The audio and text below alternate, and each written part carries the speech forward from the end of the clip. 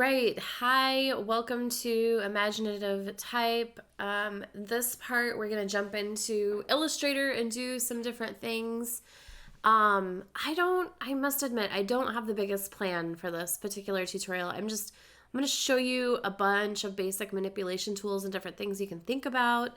I'll have some additional resources posted. It's just endless. There's so much you can do with type. Um, Yeah, so the first thing that I have in here is I have a couple of items from some other projects where I was playing around with some logos.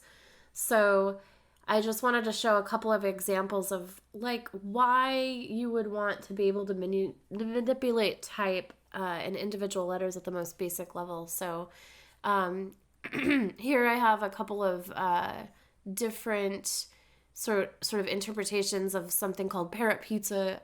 It's a speculative, spec project for a pizza place in South Florida, actually. And then I have this other label here that I sort of imagined for children's beach clothing called Beach Bunny. And in both of them, I have this giant P, right? So you see this a lot in different types of visual media, maybe branding media and logos.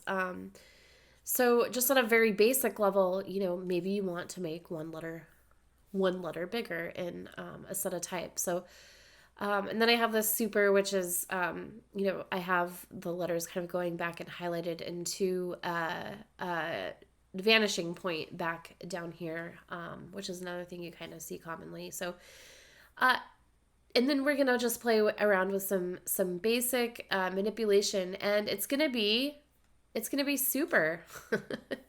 So yeah, you'll have this file, and by the time you're watching this will all be completed, and you'll see all the things I have in here. But let's just start at a very basic level and go over. Let's just, in case maybe this is review for some of you, but let's just go over a basic. Few things that you need to do to get your text set up for manipulations like this. So the first thing I'm going to do is I'm going to go ahead and create a text box here. And I am this time going to use the word fuzzy. I don't know why exactly, but fuzzy came to mind. So I'm going to pick a different font. I love this font, actually. I think it's Oh No Blazeface. Oh No Blazeface, which is a really fun type. But I'm going to choose something a little bit less decorative, a little bit more basic. Maybe more of a serif. So I can go over to my filters here and I'll just choose sans serif and go through my options here, looking for something easy to manipulate. Maybe the Spellboa Extra Black. I'll go ahead and choose that. So now that I have my type chosen and I want to do all this like crazy typographic manipulations, what I need to do, the very first thing I need to do is if I go to my type area, I need to create outlines, which when I go here, it's actually grayed out. And the reason for that, this is a common thing that always gets people, is that I need to actually have it selected with my selection tool and not the type tool. It's just one of those things. So if I do that and then I go to type, I'll see that create outlines is available there for me. And this is the same as, expanding an appearance of an object. So what happens in your layers panel when you create outlines of type is that it turns each one of those into a shape object. And so now let me go ahead and just make this view a little bit bigger. Sorry, one moment. Let's go ahead and do 40. We can see that a little bit better. So what it automatically does is it creates a group with these letters for me, which is nice. It organizes that for me, which is great. And then I can go in and I can manipulate these as, as just basic objects. So I tend to like to, you can work however you want. I tend to like to just ungroup the letters for a while I'm working on them.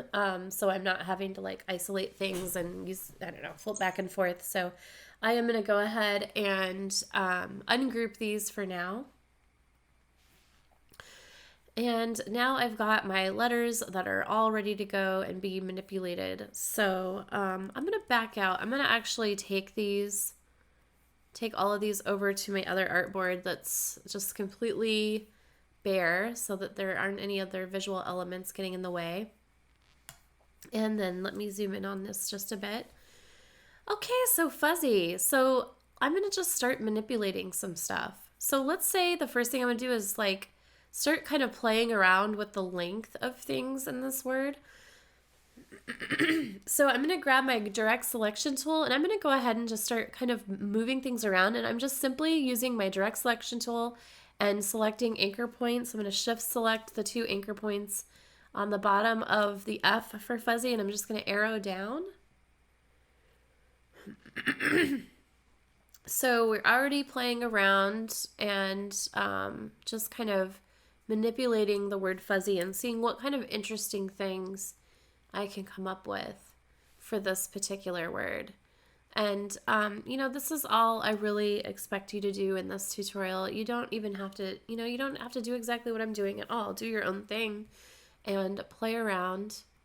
I'm going to go ahead and take this Z and I think raise it up. It's funny because what starts to happen is I'm losing the word fuzzy a little bit, and it almost looks like it's the word fluzzy, which is kind of playful and cool. I kind of like that. I'm going to just take this Y and bring that character up, and then I think I'm going to move the tail of it down. So I'm going to grab these 4 anchor points here. I'm going to move that down and see how that's looking. And then I'm going to take these 2 points here and move those out and then maybe up.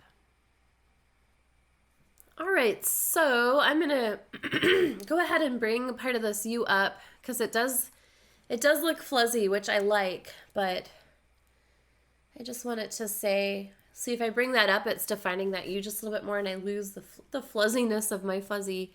And then I think the top of this F could come up as well. So now I've got this very playful version of fuzzy. And in fact, I think the tallness of the F, go ahead and bring that out and make that a little bit thicker as well. Okay, cool. So all that just from choosing anchors and moving stuff around and manipulating in that capacity, and then I could go in and start playing around with stuff. So if I shift select these 2, I can go in and make it a little rounded.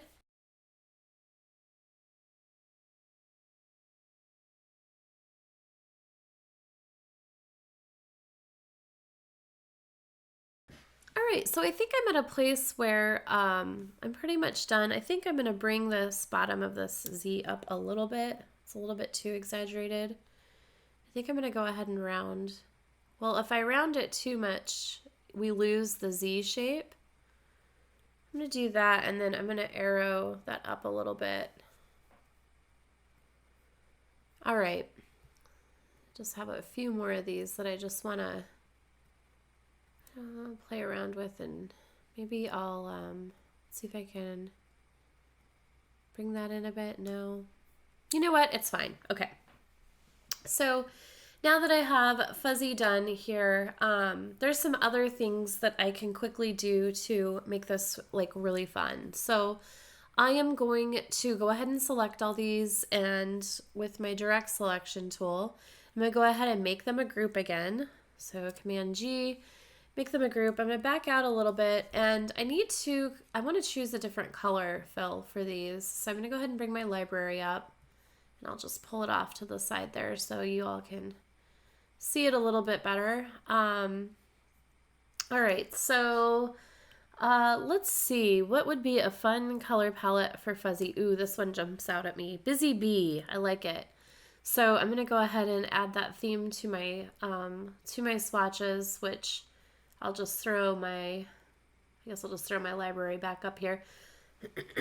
So let's see, I'm going to go ahead and choose this dark green for my fill, and then I'm gonna select this, and I'm gonna hold down Option and duplicate, and I'm just gonna drag up a little bit, and I actually want the one that's on top to be underneath, so I guess I could have dragged down instead, but my underneath group, I'm gonna have that be the pink.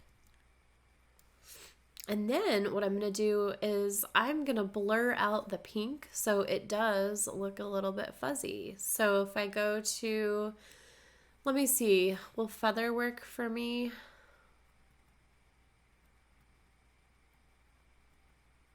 Maybe not. I haven't used a blur effect in a while.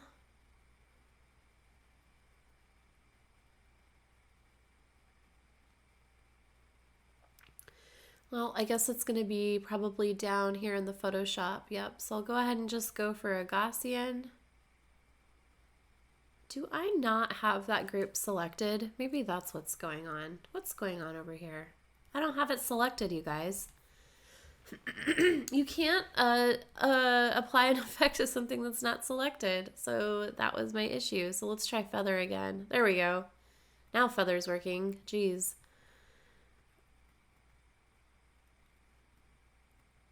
All right, so we'll just leave it at that radius there. I'm gonna hit OK. Cool, and then let's see.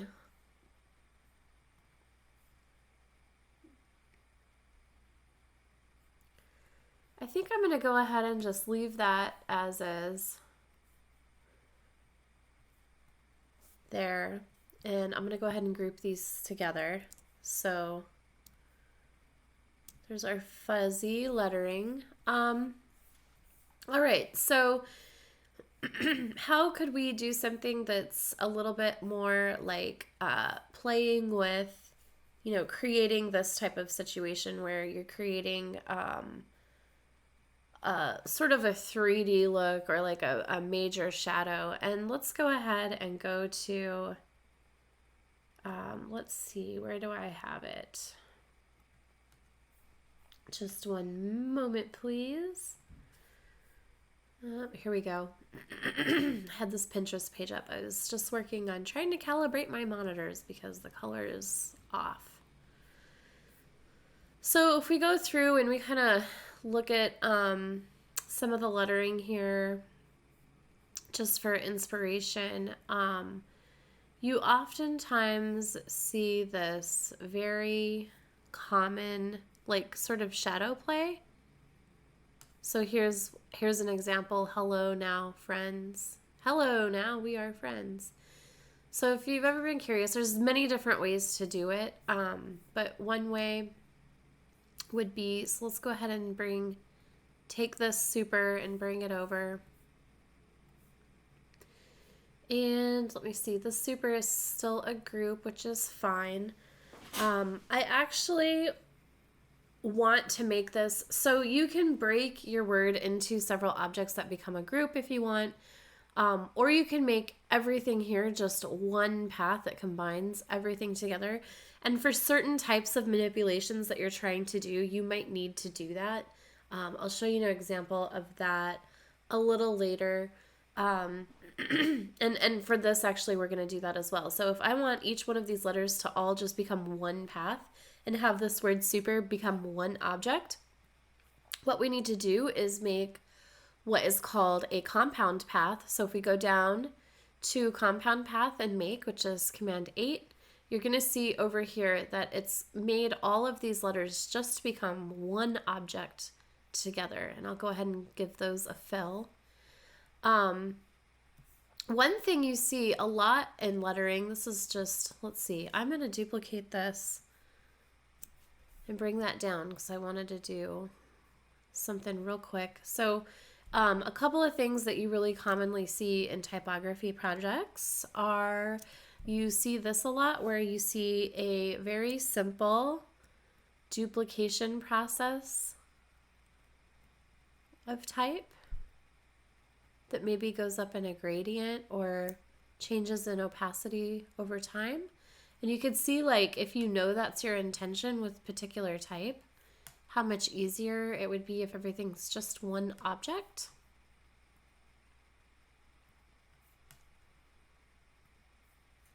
I'm running out of colors here. Did I already use that one? No.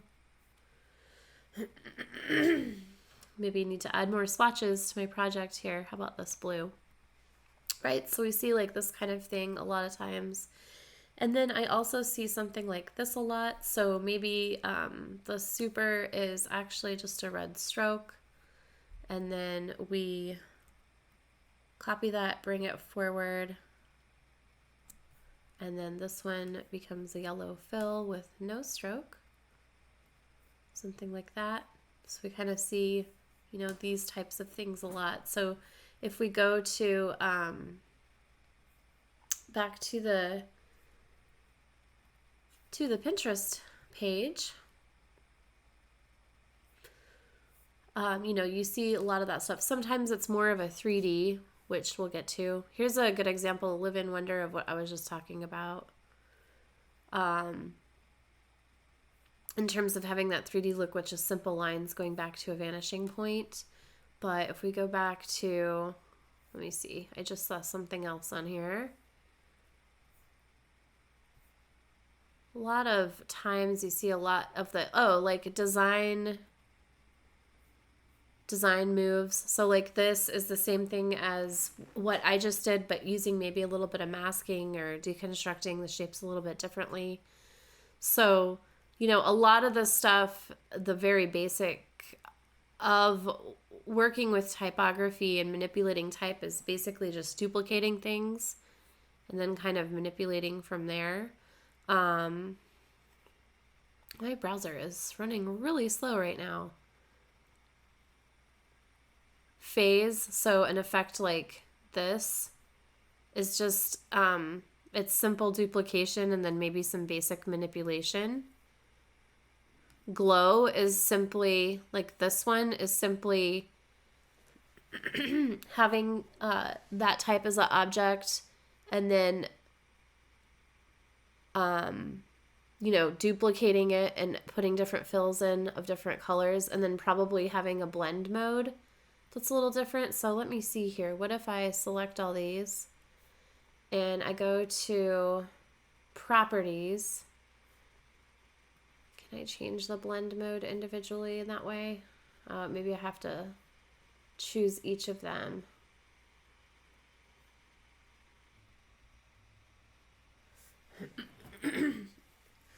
Okay, here we go. So sorry about that. Sometimes I just forget things for a moment. So under, if we're in the properties panel, which by the way, the long way to get to the blend modes is the transparency panel, which is right here, but it's unnecessary for what we're doing. So if I go to opacity and I go from normal to, let's say, multiply is a common one, then you have different characteristics of transparency. So I could change all of these to multiply and we get a much different effect. Let me see if I can select them all. Multiply. There we go. So now we have the black kind of being the standout one. But again, going back to what we were looking at, I lost my window. There it is. Going back to what we were looking at in Pinterest, and these sort of, I guess they sort of look like they're 3D in a way. I really love the overlays of, like, if you were to put on 3D glasses, it would appear 3D, you know, that type of look. But that's all that's going on there in those. Or like this one too is just repeated shapes of the same text and then treated in different ways. Here's the next thing that we're going to kind of look at is like, how do you create something that sort of looks this like this? That's a pretty blurry image there. So anyways, the blend mode's super important too in terms of doing different types of manipulations. If I go back to my other super here and I change those, blend modes to multiply, I'm going to get a different effect on the word. It's going to look, well, the red pops out in front, I guess, but all right, so let's take a look at something like this. Like, how could we achieve something that looks in that realm or that capacity? So I've got my super here. This is a compound path as well. And so all I need to do is start drawing shapes and choosing like a vanishing point. So I'm going to choose, let's see. Well, there's a couple different ways. We're going to do it a simple way first, and then I'm going to kind of explain how it could be done in a more complicated way. So yeah, we'll just start there. So this is where I'm going to build, stuff back to a vanishing point to give this like a little bit of a 3D look. So it looks like the word super is kind of popping out of a vanishing point. So the first thing that I know is that I'm going to be drawing on top of this super. So I don't want it to be highlighting every time I hover over it. So what I'm going to do is just lock this layer so that it will stop bothering me in that way, and I can draw on top of it. And that way when I'm drawing on top of it with the pen tool, I'm not getting like, I'm not, accidentally clicking onto the shape. So your locking tool can be really helpful in that way. Okay, so let's see. Let me go ahead and grab my pen tool. Now for this, I want there to be no fill so I can see what I'm doing. And then as you're probably familiar with, if you've had other tutorials with me in Illustrator, I use a red stroke when I'm just drawing. Then I go in and change things later. So what I'm going to do is I'll do something. I'm just trying to think. I think I'll do something where the vanishing point is maybe going this way instead. Or no, I'll just repeat what I have there because I'm going to make it complicated for myself. And if it's complicated for me, then it's going to be complicated for you. All right. So what I need to imagine is that if this is my vanishing point, let's say like right from here, where is a line coming from that vanishing point going to hit every letter? And that's kind of how I'm going to start out. And it doesn't have to be exact. Nobody's going to be checking my perspective and saying, hey, this one looks a little funny. What we're trying to do is just do really creative typography, right? So let me just zoom in on that a little bit. So I'm going to go ahead and click on this part of my S, and I'm just going to pick a spot over here. And then I'm going to click maybe here at the bottom of this S. And so it gets a little tricky in the sense that I want this to be a full shape that goes underneath the S. And in order to make that happen, I sort of need this to crawl along where the S exists because I don't want it to like overlap over, in other areas or it's going to look funny. So what I need to do is I just want to come in here and continue to draw my path within the S. Now, in a little bit, when I get done with this, this is all going to go underneath the word super, so it doesn't matter. So there's my first one. And then I'm also going to imagine that there is probably a shadow coming from the bottom of the S here. And I'm going to work with two different colors when I do the shadows, and everything's going to meet at this anchor point right here. So I'm going to click here. I'm going to work with two different shades of a color, so that it becomes a little bit more 3D, has more of a 3D look. I'm going to go ahead and drop my point there, and I'm going to connect that back, but so that it's all going to be hidden underneath this S. And I think that's all I'm going to do for the S. So now I'm going to go ahead and move on to the U, and I'm going to go through and just draw this and speed it up in the video. But you can just kind of watch.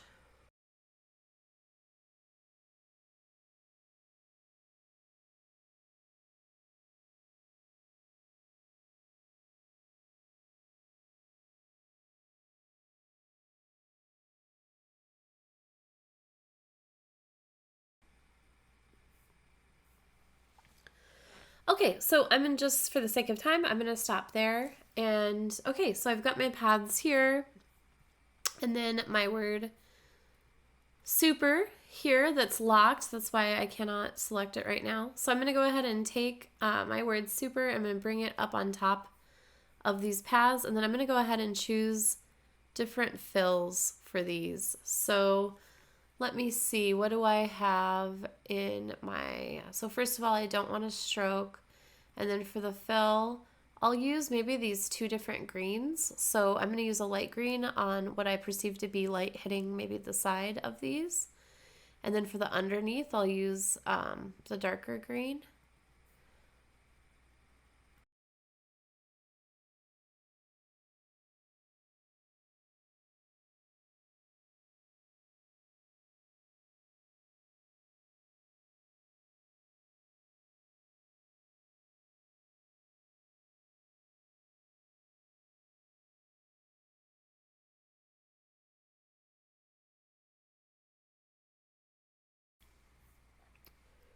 Okay, so I have everything going back, and I actually just realized I've got a little bit of a problem going on because, like, where this U is going back, if it goes all the way down, there doesn't really seem to be any dimensionality because I have this like side of line going all the way through. So I have to think a little bit like back to my days in beginning drawing, and what I need to do is I need to cut this particular shape off. Let's see, that's not the right one.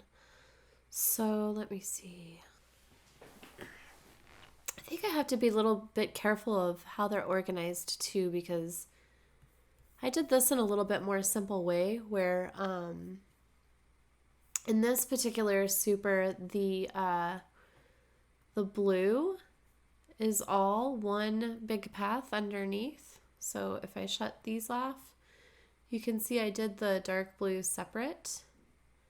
And I didn't do that with the other super, so it's all a little bit jumbled in terms of what's 3D and what's not. But anyways, that's sort of, in the different variations of this type of look, that's one way that you can do it.